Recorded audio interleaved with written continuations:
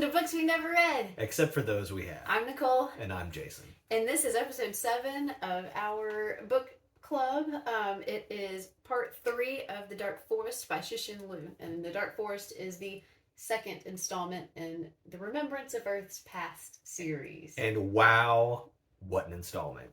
Golly! There is so much to be talked about today. But the first thing we should talk about, well, I mean, so it depends on how you want to. Can we talk about like the space stuff first, maybe? Like, sure. Okay, but before we do that, okay, make sure that this is really what you want to be watching right now. If you haven't read the first book in the series, or if you haven't read up to this point in book 2, you might want to think about your choices. Because we spoil it all. We're gonna have a lot of spoilers, not just for this section, but also for the first book and for all the previous sections of this book. And so we highly encourage you to go back and watch those if you haven't watched them, or to read the book if you want to read that one. But we will make references I'm going to make references to some of the previous conversations that we've had. And so if you want to be following along well, I would suggest watching those videos. Yeah, so just make sure if we're spoiling that's what you want. And, good. You. Okay. Since this is the last section of this book, we have already split up the next sections for book 3, and we'll put out a video in the next day or two so that we can hit the ground running for next Sunday with our video about the first reading. Yeah. So we'll be ready to go. So that is what we're doing immediately after this is Death's End by Cixin Liu. Yes. Whew. Y'all. This is so good.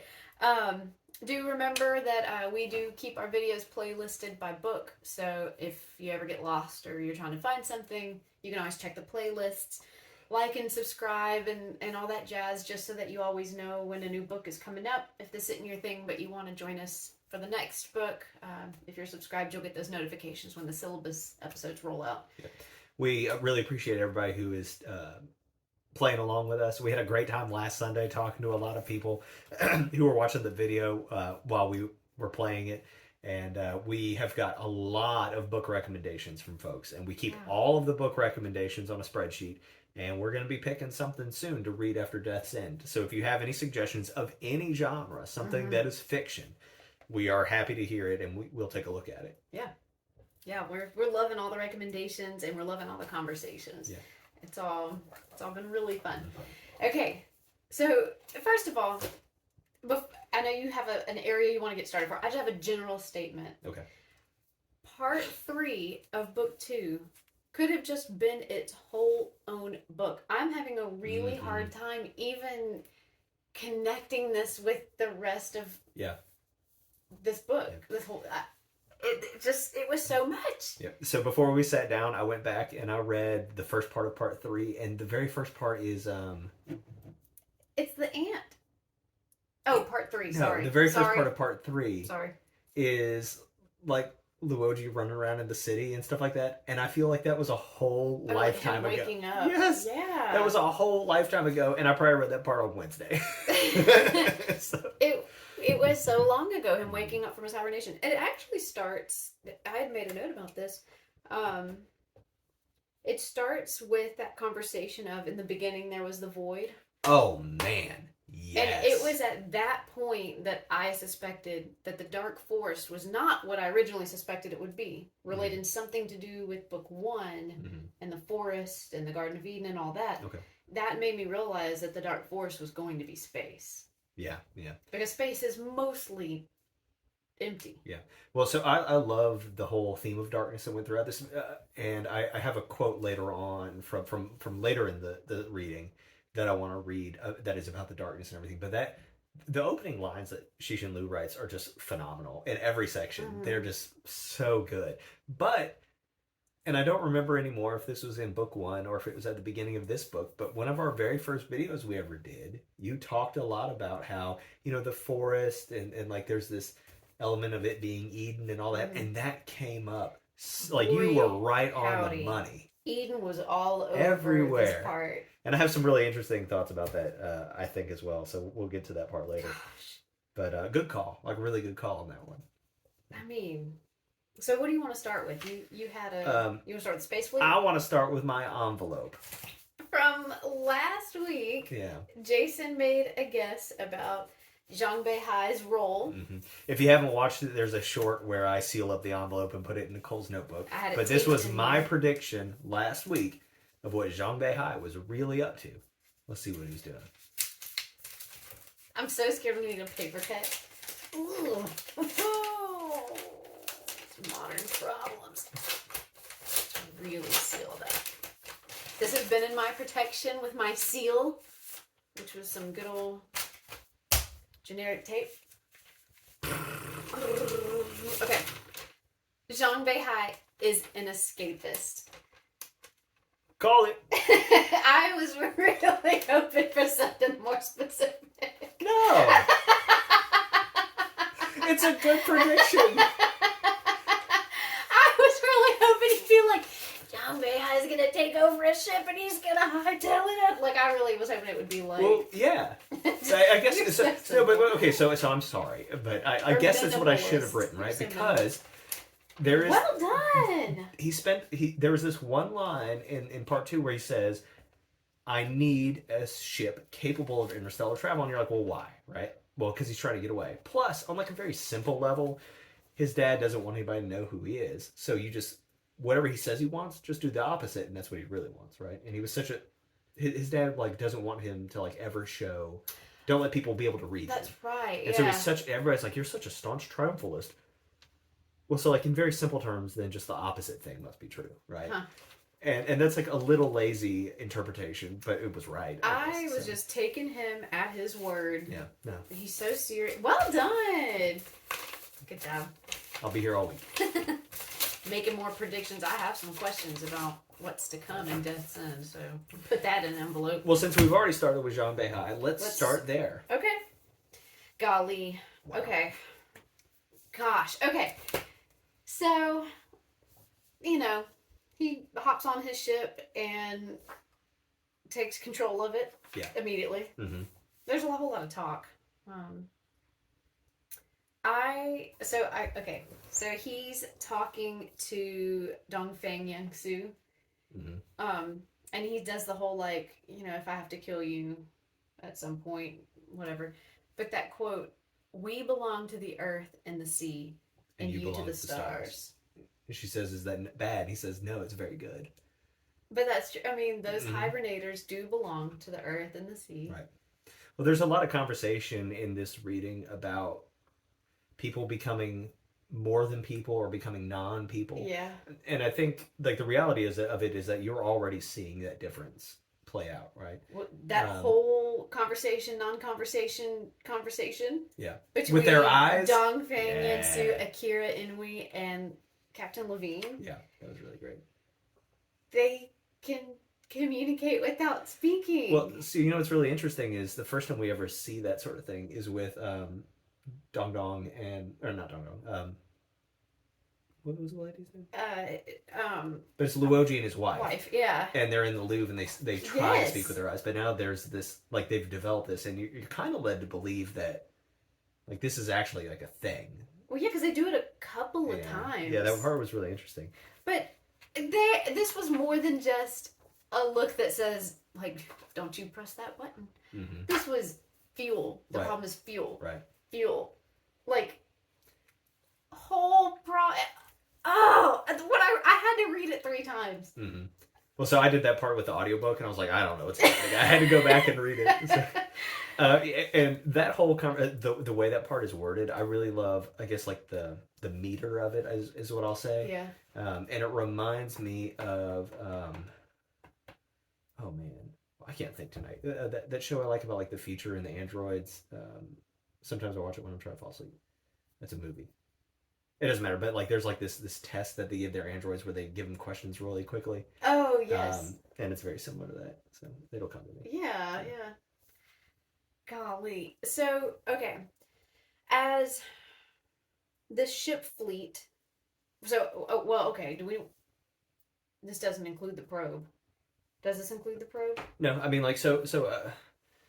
I mean, I guess like let's just talk about like Zhang Beihai for a second, right? So we have Zhang Beihai and his ship, and then we have the couple of other ships. Yeah. And we have this. Well, I want to talk about him. Okay, right? yeah. Like he has always been an escapist, right? Like he has never. He's never not been an escapist. He's never not been an escapist. And then they kind of justify it by giving you this like weird story where his dad was part of this like group of people that you've never heard of, and they've just like predicted everything, and that's kind of like where he got these ideas. I didn't think that part was necessary. Like, I don't care. I just think that he had kind of like seen the writing on the wall and then, made this decision, Oh, yeah. And he knew that he was going to have to make tough choices, right? He knew that he was going to have to be, a traitor, even though he doesn't see himself that way, to be able to do this whole thing. And in talking about Zhang Beihai, I think we also have to talk about Bill Hines. Okay. And Keiko Yamasuki, which is the actual first part of this book, which seems like a lifetime ago. Golly, I was freaking out. Yeah. Wow. But my point of like, so besides Keiko's betrayal and like the whole thing, Bill Hines is kind of a letdown because his whole arc, besides exploring like some interesting like ethical ideas, is solely to set up the reason for Zhang Beihai to be able to be the captain of a starship. Like that's it. If his situation hadn't happened, then they wouldn't have seen such a strong need for. They wouldn't have woken him up at this particular time and put him in charge of a ship. And there was just a lot of time that we've spent following Hines and that whole story for it to be this is why Zhang Beihai got a ship. And I feel like we could have done it in a shorter way. But I'm not disappointed. I'm just saying like when I was making my notes, I was like, okay, so what was the point of like there being the imprinted? Like, what was the point of that? And it never comes up again. Yeah. And it might again. I don't know, but it never comes up again except to give a reason for Zhang Beihai to be a captain. And so I just think that kind of needs to be mentioned that that's sort of the end of Hines's arc, even though he shows up again a few times. Yeah. And I really felt like his work as a wall facer while it was happening was going to be very important. Yeah. Well, I mean, like to be able to, the development for neuroscience, I thought would be essential. The people of this era are so confident, overconfident, but that might in some way be related to his work, just like general computing and like what they've been able to achieve, but it set that stage for Zhang Beihai, right? And so then he goes and he hijacks this ship and he has a lot of really interesting conversations with the vice captain about like why he's doing it and everything. And then they create their Starship Earth after the destruction of the other ships, and we'll get to that in a second, I guess. But then you get to the Battle of Darkness. Yeah. And the Battle of Darkness for me was so much more powerful than the like 15 or 20 pages I read of the probe of the International Fleet. Yeah. And But before we even got to Luo Ji later on, talking about the Battle of Darkness being sort of like a microcosm of the Dark Forest, I think it was really obvious that is what they were doing. It's actually the first place where we hear about Chains of Suspicion. And so we kind of get they have this idea independently of Luo Ji. Yeah. And they get to talking about it, and it's the place where they really start pushing this Eden idea again, and I thought that was really interesting, and I kind of had this thought about Eden and everything, and there's this conversation that the psychologist has with like one of the chaplains on one of the other ships, and they say the Viper has snuck into the garden or whatever, and in the Bible the snake is the bad guy, and I have no problem with that, but the sin is that they just didn't do what God wanted them to do. But I was thinking about how like there's really like a sin before that, and the sin is trusting this thing that you don't know, right? Like there is this deeper sin that you were willing to believe that something had goodwill for you, that you either believe that these other ships won't kill you, or that you believe that this alien race won't kill you, and that what they're doing is in your benefit. And that's like the real sin, and that if Adam and Eve had not trusted the snake, none of it ever would have happened. And I kind of thought about that story that way. Yeah. And that links back to your chain of suspicion. Yeah. Right? Like that's what keeps you from falling out of Eden. Yeah. And I'll bring that point back up again later when we talk about Luo Ji. But yeah. So Okay, so is trust the snake in this No, analogy? I don't think so. Like I think the snake is whatever the thing is that is trying the entity that is trying to deceive you. I'll go ahead and say it. There's so much to talk about. This video is just gonna be a hot mess. We're gonna be all over the place. Just hang on. Just hold on but for the ride. Luo Ji at the very end has this conversation with the Trisolaran who had originally contacted him about love, and he says, "Is love the problem?" And he says, "No, we have love too. Trust is the problem, right?" And the snake can be any entity, but the fact that humans are so trusting is. Does he say trust is the problem? No, I'm saying that. Oh. No, I was like, I missed that. No, they say love. No, love's not an issue. We all have love. We have love over here. We hope there's aliens that have love. It's that humans are so trusting. That is not how I interpreted that at all. But I think that's the problem. I think that's why we are so foolishly like that. Our trust is why we discovered the dark forest so late, right? The question was, is love why we discovered it late? And he says no. Well, then why? It's because we're trusting, right? And like you think about the world we live in today, we go to the grocery store with hundreds of people we've never seen, and we walk around and we eat food that other people have made for us. And just like 500 years ago, that would not have happened. If you saw somebody you didn't know, you'd be like, okay, well, you stay over there and I'm gonna stay over here. And we're so capable of trust. And we've built such a trusting environment that like even now we're sending out things into the stars. You know, like we're doing that. Going and touching them. Yeah, without necessarily thinking about it. And like we have this thing in us that hopes for the best, you know. Yeah. Whenever we blew up the first atomic bomb, we didn't know if it would light the atmosphere on fire. We're just like, hope for the best. So yeah. I was thrilled to see that Trisolaran talking with Luo Ji. yeah, that was really cool. But it kind of made me worry for him. You know, he was told in book 1 that he would be allowed to live long enough to see the destruction of the people he tried to save. Yeah. That would be his punishment. So he still might get killed, right? So and he said he's dying soon. So what are we missing? Yeah. What's interesting too about that part was that it said that this was a Trisolaran he did not know. Yeah. So he has had conversations we don't get to see. Yeah. And so I wonder if book 3 will recap any of that. I don't know. That would be nice. Keep it in line though with Zhang Beihai and everything. You know, he made up his mind that he was going to destroy these other ships in the Battle of Darkness. The vice captains realize that this needs to be done. They have this interesting conversation about like, well, should we die or should we not die? And I thought that was a very cool conversation because like in our culture, the right answer is, well, we will be the ones to die. Right. But that is not the kind of human being that you need to make this voyage. And the whole point of becoming this new human, Friedrich Nietzsche has this idea of like Hyperboreans. There are these people who like live beyond the North Pole, and they are these like uber people, right? And that is what these people have to become. And the people who are going to go and populate some new world are going to be the ones who can make that tough call and make the sacrifice and do it, not the ones who will lay down their lives so that others can. Right. Yeah. And it just comes down to the fact that Zhang Beihai was 3 seconds too late or something. Because he paused in a moment of softness. Yeah.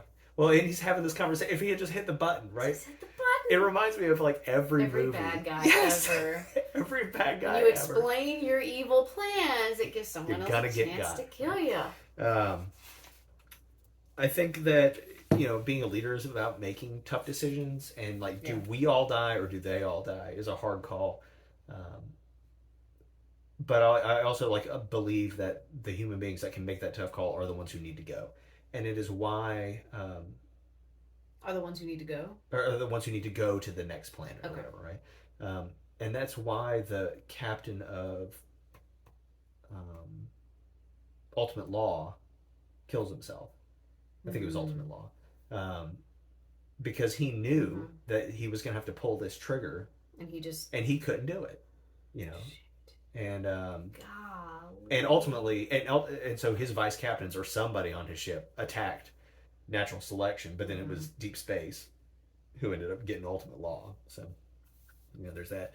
I actually went and read a really interesting article on the Cornell website. I'll see if I can find the link and we can put it in the video. In the description box. But it was a game theory explanation of sort of like this dark forest problem. And it's specifically in reference to thinking about it in terms of this battle of darkness. And, so you have, it basically everybody gets to take turns. And you can either like pass your turn and not destroy the other guy, or you can destroy the other guy. Mm-hmm. And so each time you don't, and those are your only two options. Right. And so at some point, if somebody decides to kill you, you don't have another turn. Right. And that can be applied to like a planetary scale as well. Even though you might have like some other options, and Dasha does a great job of like talking about those options. But that was a really cool article. I also thought a lot about like the prisoner's dilemma whenever it came to this, and that's something they don't ever discuss in the book. And the prisoner's dilemma doesn't have exact parallels to this situation. It's almost like a reverse of the situation. But like, do we cooperate? Do we not cooperate? Mm-hmm. And in the prisoner's dilemma, there's a greater payoff if you take advantage of the other guy and he is trusting of you. Mm-hmm. And I think there's some elements there. If you don't know what the prisoner's dilemma is, there's plenty of YouTube videos. You should check that out. It's kind of fun to play it out with people and see in how many scenarios you can get out of jail free. Mm-hmm. Mm-hmm. I used to do that with my philosophy students. Mm-hmm. We kind of play around, and by the end of so many rounds, with who has the most time in prison. Yeah. We're the biggest let's see. I think those are about all the notes I had made of this one. Dinghy. So since we're here, let's talk about them going the probe. Let's going to see the probe. Mm-hmm. Cixin Liu did such a great job building suspense around getting to the probe. Yeah. I was so into it. Yeah. So, I mean, you not only... Okay, so you have Ding Yi, who's, like, been waiting his lifetime, for this moment. Mm-hmm. But then he's like, something's not right, while everyone else is just googly eyes over this clearly gift. Right. From... Very Trojan horse kind of feeling to it. From... the Trisolarans. Yeah. This whole talk of how the whole feeling towards the Trisolarans on Earth has changed over time. They want to like set up a refuge for them on Mars and all that. And they love what is it, the Sunshine Project or something? Sweet. But how crazy! But the whole journey from station to probe or whatever that was that they were in. Mm-hmm.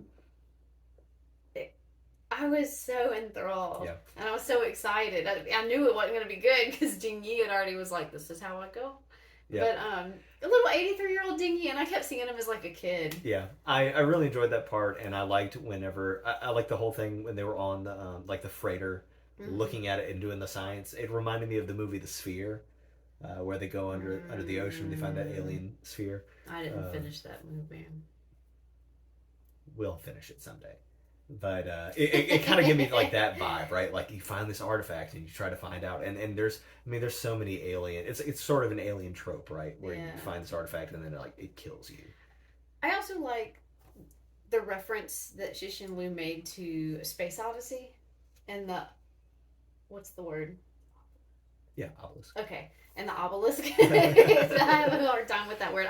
It's one of those words that I only ever saw spelled and never heard it said out loud. Mm-hmm. So in my head, I don't do it right. Gotcha. It's just, and I know in the movie 2001: A Space Odyssey, things are a bit different than it was in the novel. Okay. But in the movie Space Odyssey, that obelisk was always a sign of development, like the interaction between whatever primitive species and that obelisk. Then all of a sudden there was this like major advance to the next phase. Mm-hmm. When they start talking about the destruction that this droplet does, man, I mean that goes on and on and on, and it was fine because it was awesome. It was incredible. And I really enjoyed the conversations about how it was a threat they had not perceived of, and so their systems couldn't defend against it, which was really interesting. But one of my favorite lines in the whole book is in there when the droplet is just like in there zipping around, and Cixin Liu writes that the droplet was moving at will like the nib of God's pen. Yeah. Wow. That was That a was so great good. line. It was so good. And then it goes into this whole. They mentioned this several times, but this idea: if I destroy you, what business is it of yours? Yeah. And it reminds me again of the ant, because it is how we are about ant. If I don't want to destroy you, what business of it is yours? And it's mentioned here. I wrote ants. If I destroy you, what business? There you go. Get out of my head. But that line really gave me chills. Right. Well, but it's a line. I mean, it's about the differences in development, I suppose, because not in humanity or intelligence necessarily, but they say that line again during the Battle of Darkness at some point. There's a reference to it. It is at the end of it. Okay, yeah, where it's the last line of that part. And that line in that context, after we've been introduced to this concept by the probe, at the Battle of the Darkness, what it's really telling us is that this ship that has survived is a different kind of human. They're different things. So what business is it of yours, humans, if we destroy you? Even though a week ago we were the same thing. Humans. It's an idea that I think about a lot when I watch Star Wars, because they have all these like different animals and creatures running around. And they all like, how do you decide that these guys get to vote and these guys are food? Right. Like if I choose to destroy all you, food what needs to business be is like, manufactured from a laser beam.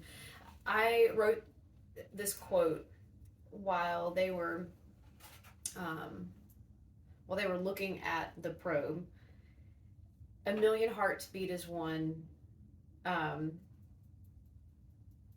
but 3 hours later, it was matched by 3 billion heartbeats on Earth. So there was, sorry, I really messed that up. But that feeling of connectedness between the people on Earth and the people in Space Fleet. Yeah.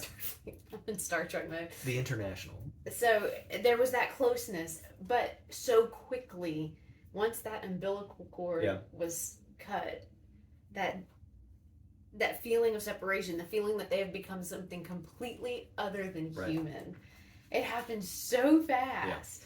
Well, what's more interesting I love the Battle of Darkness, and that was definitely my favorite part of the book, other than like Luo Ji talking to Trisolaran. But the you've wrote the names down. When Bronze Age and Quantum decide to go after each other, that part is a little more powerful to me, because they've escaped this battle. And I think it's Quantum is the one that ultimately gets away, decides it's going to take out Bronze Age. And they have the same realization. I think the book says it was like a week or a day or so before the actual Battle of Darkness. But it was on the other side of the... Oh, that's right. Yeah. I had a really hard time keeping up with the way the story was told in terms of time. Yeah. So Battle of Darkness happens after Quantum destroys Bronze Age. But they don't know about that. Well, the other way around, right? Because didn't Bronze Age... Whichever one gets away. I thought Bronze Age was destroyed, but I don't know. Maybe one of them gets away. away. I might have misunderstood. But them making up on their own, we are these new people now. Yeah. Without having made a new society, without having done any of the stuff that Starship Earth does, they decide we have to do this, and they're getting out of here. And I love the description of those traveler ships. They picked up so much parts and pieces and this and that from the other ships that it couldn't fit in the ship. So and they it were was ugly just now. strapped on, and they looked like a weary traveler going on a long journey. Yeah, and it was so vivid. There was so much good vivid stuff. Also, the description of when the ships, it's not called warp speed in this book, but when they go into warp, there you go. Oh, if they're not in deep sea state, splat. Yeah. Oh! Yeah. Or there was the description whenever the bombs blow up at the Battle of Darkness, and it was like, and it just made like a mist of blood. Just and like a mirrored shield of like goo and ew, and there was like the sound at one point. All you could hear was the sound of bones, and I can't even remember the word he used for like just the body's liquids. Like that's all we could hear. Yeah. Gosh, I mean, like he just throws these. When that girl got shot in book 1 and pummeled, bullets pummeled her like raindrops. His descriptions of totally gruesome and horrific things happening to people are so powerful. Yeah. Well, while we're talking about descriptions, can we talk about spaceship names? Because you have these awesome names like Dominion and Quantum, Bronze Age, which I think is super cool. Deep Space and Enterprise for my Star Trek people out there. Natural Selection, Thanksgiving. Of course, we're going to name a ship Thanksgiving. Is that the Americans? Yeah, that was us. Oh. I just... I was hoping it meant something. I think Ultimate Law is the best spaceship name of anything. I think so. Oh, man, that's awesome. I like Quantum. I like Ultimate Law. But Age, I would be on the Enterprise. So I could be like USS Enterprise. But I have a beef with that. So, while we're laughing about stuff, talking about the hearts beating as one, and then they have this like horror, right? Whenever their fleet is destroyed, and they realize that like this is not going to go the way we thought it would. So they have 100,000 person orgy. Did you see that? The people He's like, what is that? There's like a bunch of naked guys. Are those people? There's a bunch of naked people. That part was so funny. I really enjoyed that. Like all the meanwhile on Earth moments. Yeah. It was just why I mean these people are on a roller coaster, and I mean that's a good time to shift us over to Luo Ji. Sure. The journey he takes from being, awakened, kind of washed up wall facer, but can make it through society without people really noticing him, to, oh my gosh, that star was destroyed, your thing worked, you're a god, to a little bit later, you are stripped of all rights, you're kicking you out of this neighborhood, we won't even give you a ride to dig your own grave. Yeah. I wasn't sure where we were going with Luo Ji within the last 30 minutes of this book. I mean, he had huge whiplash, right, in his life. I was ready to cry for this man. When they kicked him off the bus, and they were like, what's the shovel for? To bury myself. Ha, ha, ha, ha. Yeah. Oh, I was dying. Yeah. I was really sad. Because, and all of this, I'm sorry. I will be done. I'm sorry. I need to use my inside voice. Through all of this, he just wanted his wife and his kid back. Yeah. And they were holding that hostage from him. How horrifying. This man has been around for 200 years, again, for a thing he did not choose. Yeah. I mean, this is huge abuse. Well, and he wakes up and they're trying to kill him with the virus or whatever, and then the Droplet he thinks is trying to come and kill him. And so all these people are trying to kill him, and he's a nobody, and then he's a somebody, and then he's a nobody, and then he's a somebody again.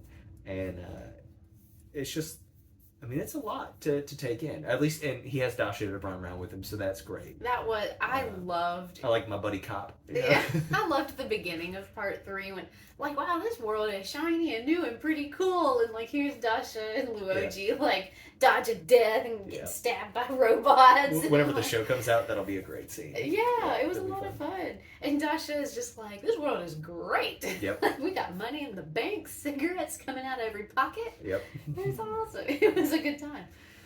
But ultimately, like, exploring Earth at that time was interesting, but it changed so much that like it didn't really, other than like exploring options, it didn't really add a whole lot to the story for me.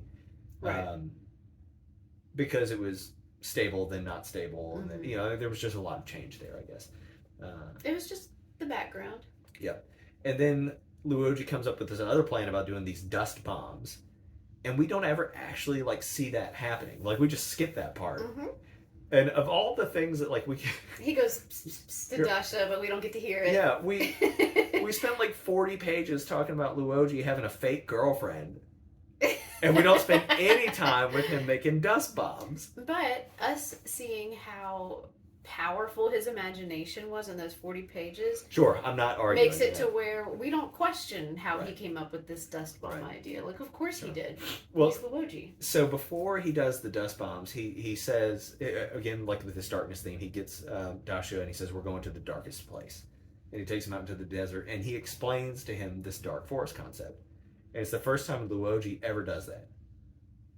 Why didn't he do that before? If he's like, I think Trisolaran wants to kill me because I know something other people don't, tell everyone. Yeah. Just tell Just everyone. make it. So Make it. I thought that was kind of funny, but it was a great General description, knowledge. and I love the idea of these two dudes sitting around in the desert, like spinning, like cigarettes around each other, and Dasho keeps up with the idea Yeah, because he's smart. because he's smart. Yeah, He's a smart guy. I really enjoyed it, and ultimately, what's interesting is, so his spell worked. I was a little wrong last week. He's not calling in backup because backup is scary. But it was essentially. But his plan is no different from Ray Diaz and Tyler, really, right? Where it's like, well, if we can't win, we're gonna destroy ourselves. Well, but is there any other option? No, because you have to use what you have, and if all you have is yourself, and that's what somebody wants, well, then like I'll blow this up, and I'll blow up your home, right? Mm-hmm. And Just a little good old-fashioned mutually assured destruction. right. Well, and they say, like you never could have told them anybody this because you would have been labeled a war criminal just like Ray Diaz was. We literally have mutually assured destruction now. Yeah, it doesn't seem like that bad of an idea to me. It right now. Yeah. It exists. But I mean, like the plan makes sense to me, and the fact that Trisolaran basically caved so immediately is really interesting to me.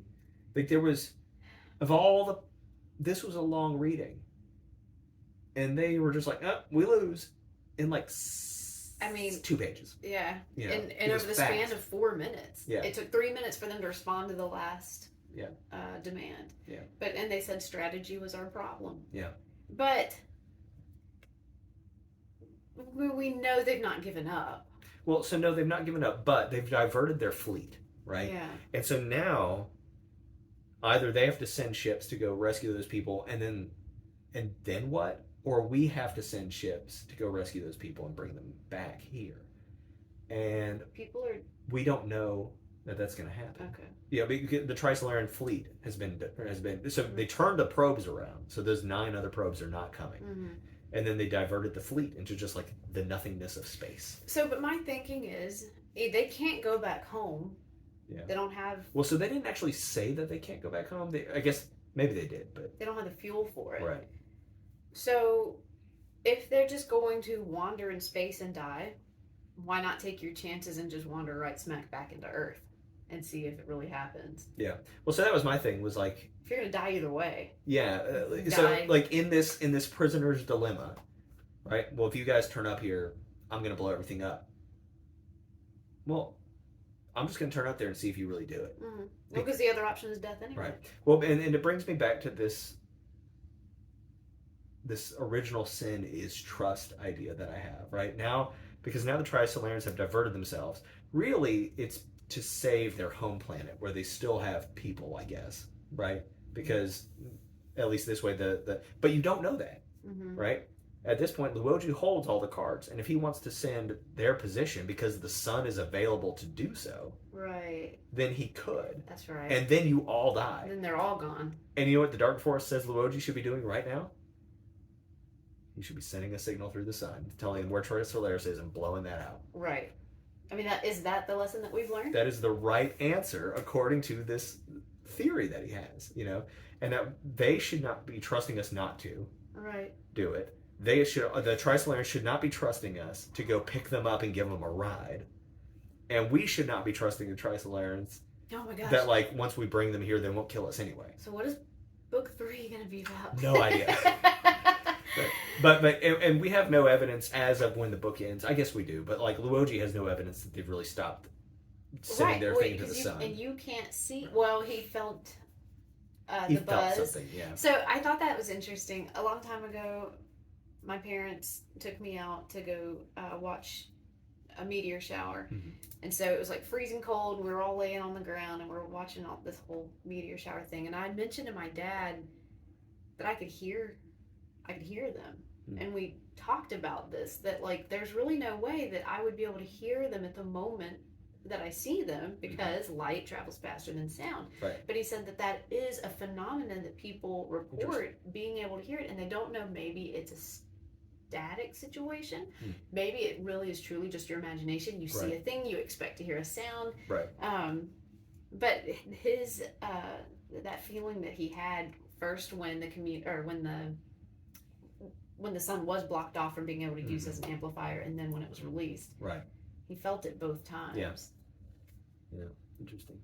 But anyway, the evidence that we have that it worked, I guess, is like by the end of the book, we know that Trisolaran has given us all this technology and everything. And so like we are now working together, right? We have this trust. But trust was the original sin. It is what created this downfall in the Garden of Eden. Right. And so what's interesting is like here we are again creating this new Garden of Eden again between these two species where we are working together on some level. I expect in book 3 that we will meet Trisolarans, that we will bring them to the solar system with the Sunshine Club or whatever, right? Like something is going to happen there. But is that a problem? And according to everything we've been taught in this book, we should be blowing them out of the sky right now. Gosh, what's the right answer? When Luo Ji was at Yewensi's tombstone doing his thing, I wrote down the quote, "Stars and headstones, the two greatest symbols of eternity." Can I read my quote? Yeah. My quote comes from like a similar spot. But I mean, yeah, considering the proposal he had, I mean, and even not considering that stars and headstones. Yeah. I really enjoyed the fact that he went and dug his grave there, like, you know, ending where it began, you know. He was there when Trisolaran decided that he was somebody who needed to die. So he was going to go there to die. And it's, you know, all things come full circle sort of situation. Yeah. I thought it was really powerful. Yeah. I felt bad for him. He was like, "This really isn't deep enough," but I'm tired. In my head, I really connected with that scene because I've dug some holes. And, Found your hole. And I just like was like, you know, like my hole was deep enough and I was okay, but like I just like picture him with these like noodly little arms, and I picture him being like this deep, and he'd be like, He was so like just tired and malnourished. But he was like super hungover. I think they mentioned that there was like beer bottles. Yeah, everywhere. he hadn't been taking care of himself. But he missed his wife and his kid. Yeah. Well, and he knew. I mean, at this point, he knew he was going to have to go do this thing where he was maybe killing everybody. You know, he was going to commit the greatest crime in the history of our two civilizations, is what he says. And that's got to weigh on you. Okay, what's your quote? All right, so I was a little wrong. My quote comes, it's the paragraph after they talk about how Bronze Age and Quantum had to destroy each other on the opposite side of the solar system. And it says, "The universe had once been bright too. For a short time after the Big Bang, all matter existed in the form of light, and only after the universe turned to burnt ash did heavier elements precipitate out of darkness and form planets and life. Darkness was the mother of life and civilization." And here we are saying, you know, if darkness is the beginning of life, then the dark forest is the beginning of life and civilization. And by that I mean like this cooperation, right? And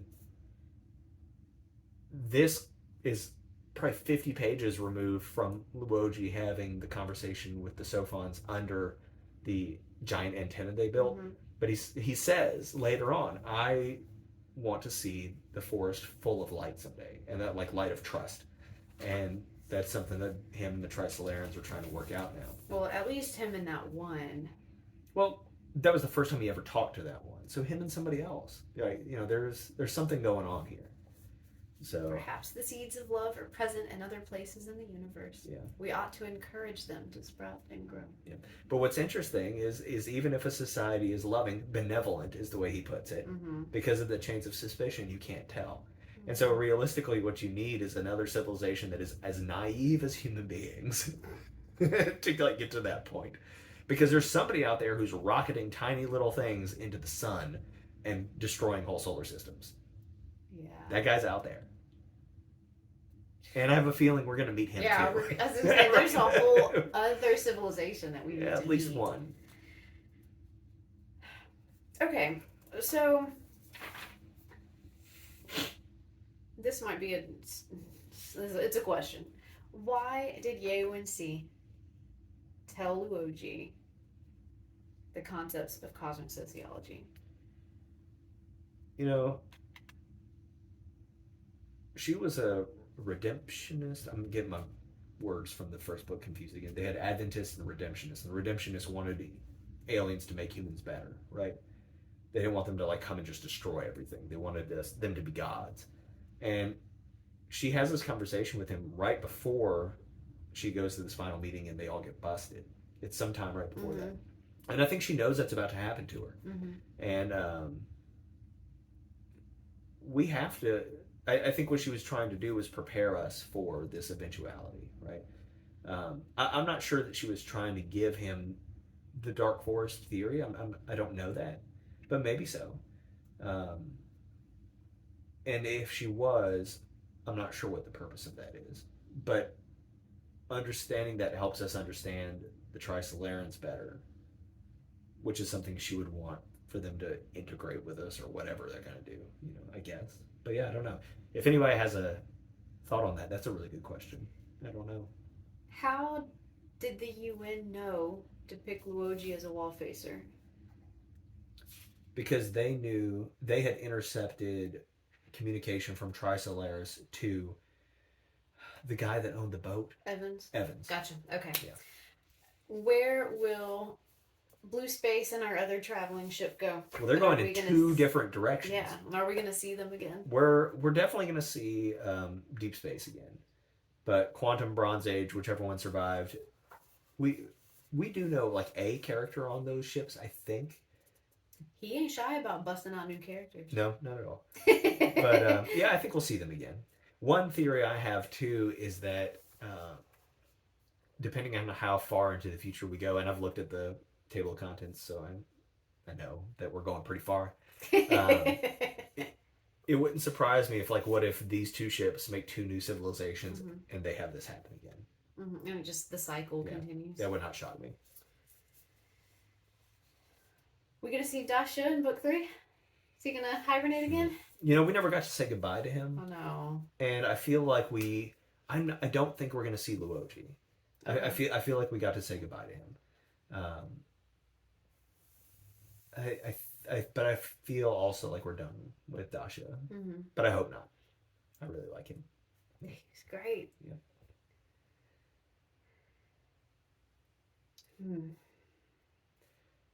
One other funny moment. I just saw my last note. whenever the Sophons offer to call an ambulance for. I laughed at that too. Like, we're in touch with all the international communities. Do you need an ambulance? Right. Are you sure you can make it? Literally 4 minutes ago, y'all were trying to kill me. Right? Like, I was enemy number 1, and now they're like, "Do you want an ambulance? Please don't destroy the world." I mean, talk about a civilization that understands this game, right? Understands the position, knows their strengths, yeah, and is adapting quickly to their weaknesses. Yeah, but like, I'm sorry, we've got to go back to it, right? Like the whole the trust thing. Why would we go help? So they've stopped doing the sun thing. Let's go blow up their planet and let them go die out there because they just blew up our fleet. We're not really in a place right now on this particular day to be very forgiving. I mean, they destroyed 2,000 ships or something. Yeah, it was like all but 3, or it's like the story or whatever. It was over half of or 7. They had 7 left. It was over half of the entire fleet. Yeah. I mean, it was well over. And we're not in a particularly forgiving place. Y'all have shown your capabilities. I don't want you here. There's just no reason for us to like go out there and help them and bring them back. Just none at all. Part of me wouldn't be shocked if at the beginning of book 3 we're 400 years in the future and find out they're like, oh, we're done with them. We already like sent that thing and their planet blew up and they died out in space, whatever. Right? Yeah. Like, I don't think that'll happen. But this door has been opened now. And it's like, I feel bad about saying it, but like, I think it's the right answer. I think we should do that. But now that, like, we've made a mark in the universe, we've sent up a flare. Yeah. And so, but like, so don't bring it to you. And that door of of access because now we've got 2 ships going out. Yeah. There's no coming back from that. Yeah. And so if there's other life and civilization out there, which there is, we're gonna see it again. Trisolarans might have been the least of our concerns. Oh yeah, for sure. For sure.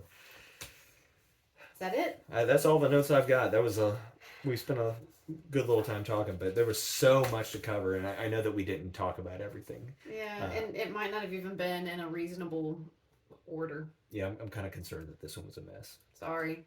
Yeah, sorry. Man.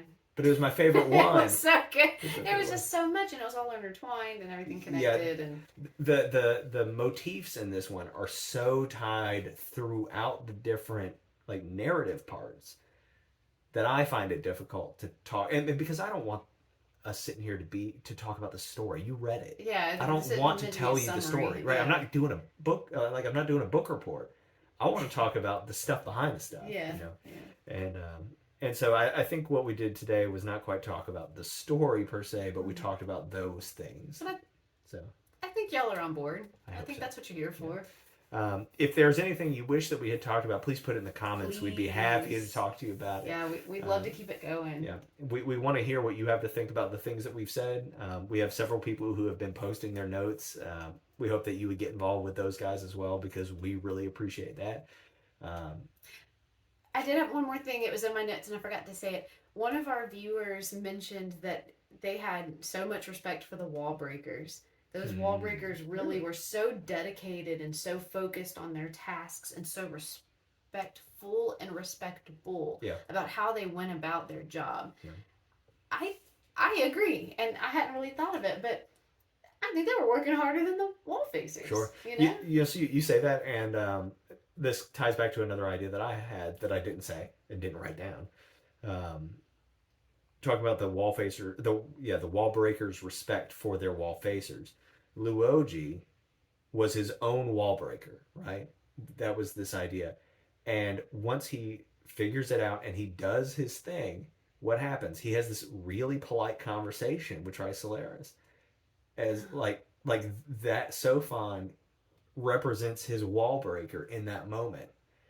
Just like we had for everybody else, and in the same kind of polite format. Yeah. Can I call you an ambulance? You know. Yeah. Very cool. Yeah. And he said no. He's like, yes, I'm good. Yes, please. I'll take a ride. Yeah. So. Gosh. We really appreciate you guys watching this video. Yeah, this one's a longer one for sure, I think. We hope that y'all are excited about book 3. We're gonna put that syllabus up tomorrow, I guess. Yeah. And then more than that, my hope for what we have started here is that you guys will follow us into the next book after Death's End. And that's going to be something that is not related to this. And we've had a lot of fun doing this. So we're going to keep going.